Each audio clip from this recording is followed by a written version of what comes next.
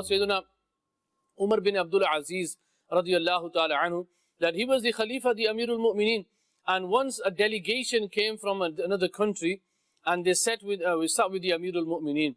And Sayyidina Umar Bin Abdul Aziz radiyallahu ta'ala anhu, he was talking to him, telling them about Islam. And one of the from the delegates, he says that, can I have a glass of water? So Umar Bin Abdul Aziz radiyallahu ta'ala anhu, he looked, and his servant, he went to sleep. So he said to the other guy that, no problem, I'll get you some. He goes, why are you going to go? You are the leader of the Muslims. You are the Amirul Mu'mineen. Wake him up and tell him to get me some water.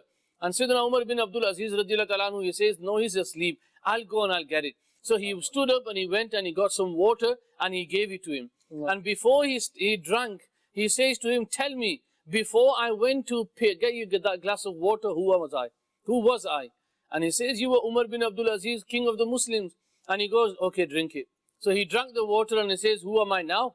And he goes, you are Umar Bin Abdul Aziz, king of the Muslims. So he goes, nothing has changed. I done it myself because this is the teaching of Islam and this is the teaching of our Prophet sallallahu alaihi wasallam.